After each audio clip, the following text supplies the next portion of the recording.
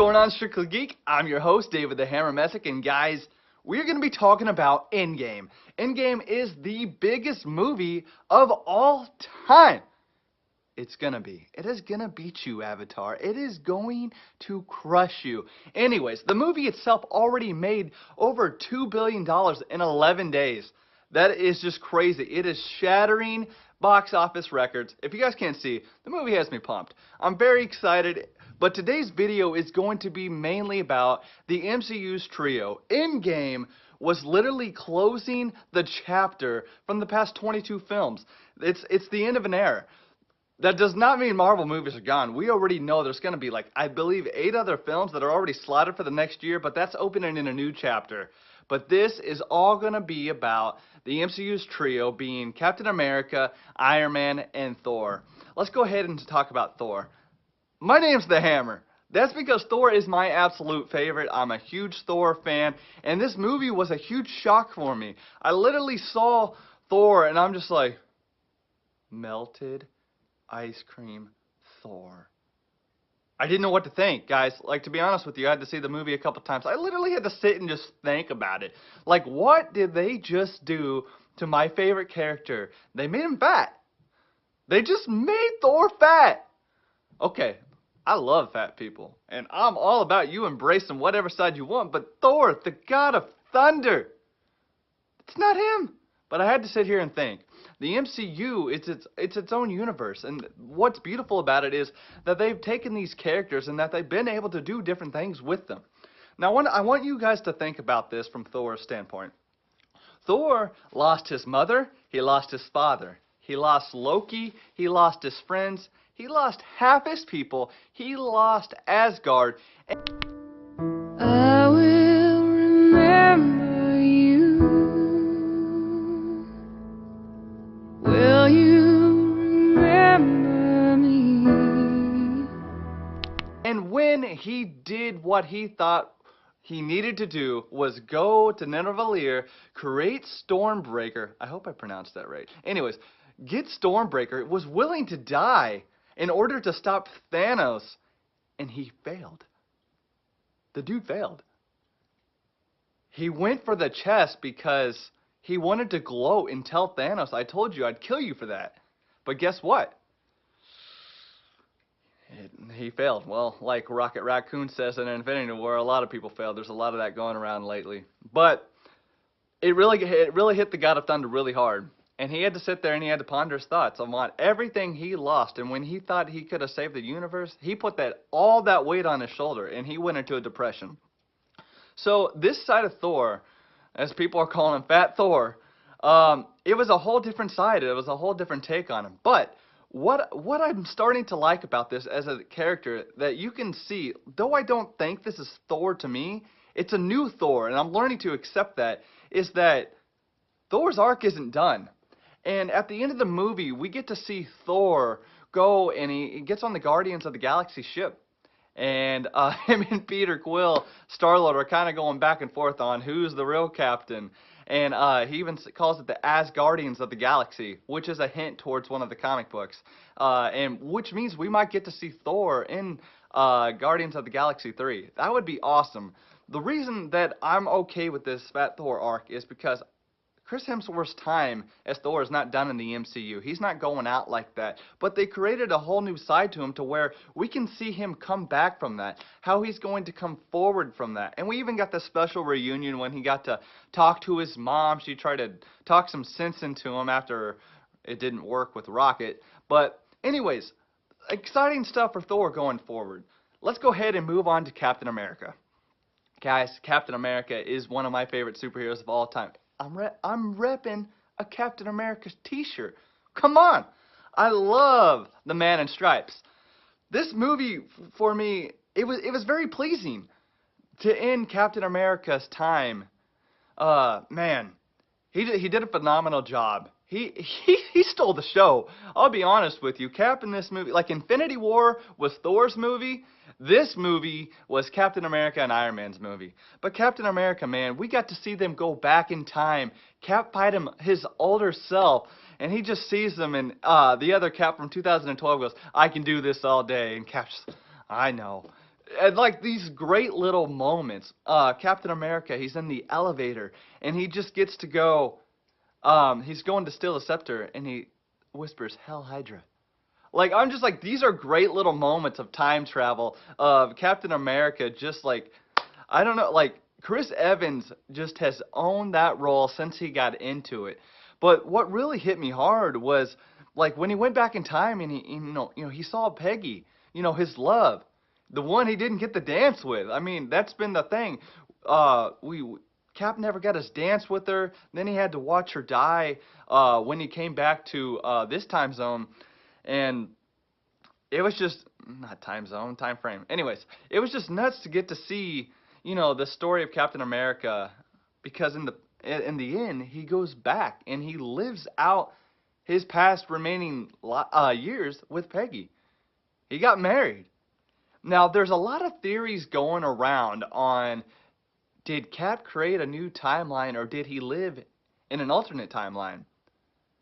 Well, the Russo brothers are stating that he lived in another timeline when he went back.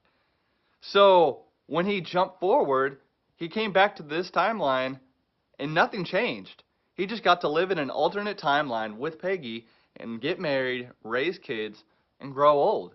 That's what he wanted, you know? And that was kind of cool to get to see Cap's, time finish like that. But not only that, he got to hand over the mantle of Captain America to Falcon. Now that to me, that was cool. That was iconic. That is part of the comics.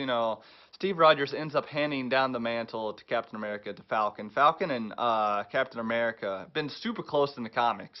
I mean, they even had a long run of Captain America and Falcon like together. That was just a comic title. So that was cool that he got to hand it down to him. I mean, I know a lot of people are saying, but why not Bucky Barnes? Why not the Winter Soldier? Captain America loves Bucky, but Bucky's broken, and he's a criminal.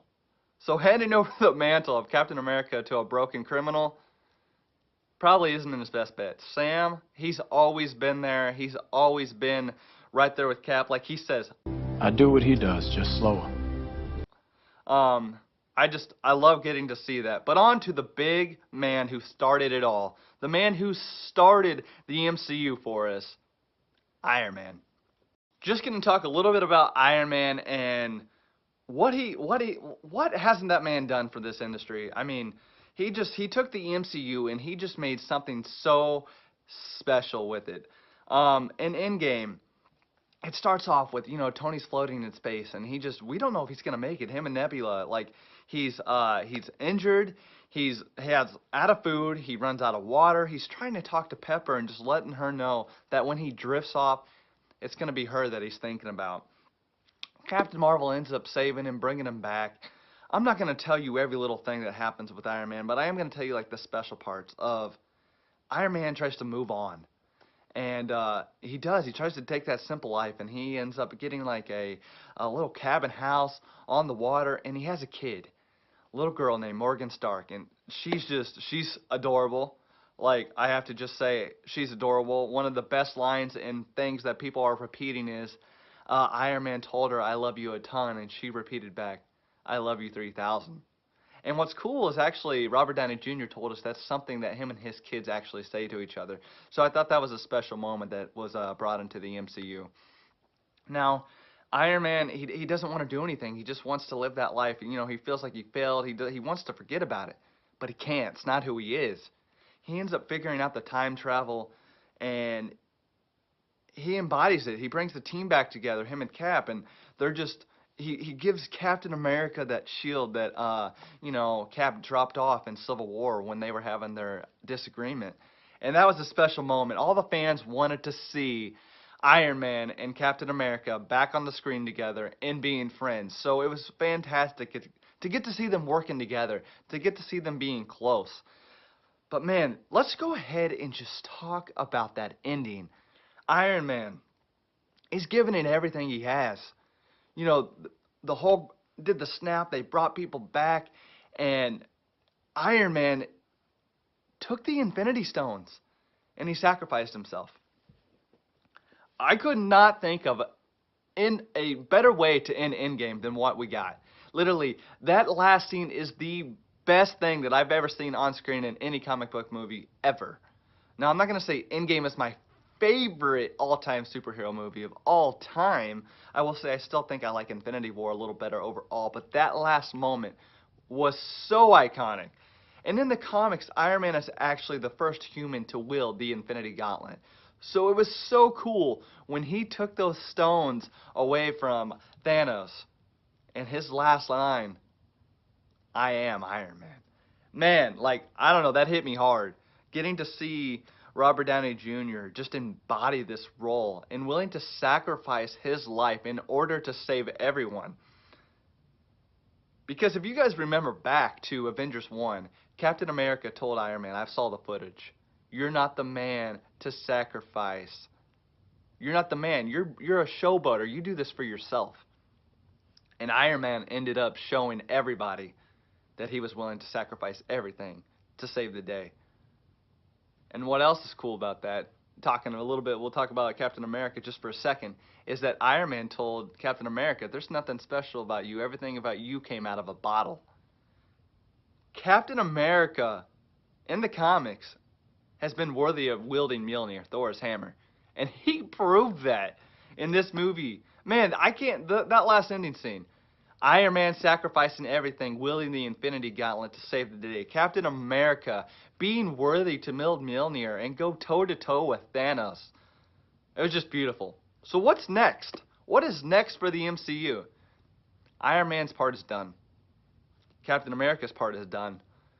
Captain America has stated he wants to be done. Now, Iron Man, you know, you could say they might be doing some future thing with him. Who's going to take over the role as Iron Man? Well, we have the guy called the mechanic, the little boy from Iron Man 3. We saw him at the ending scene of the funeral. I don't think that's a coincidence. I think he was there for a reason.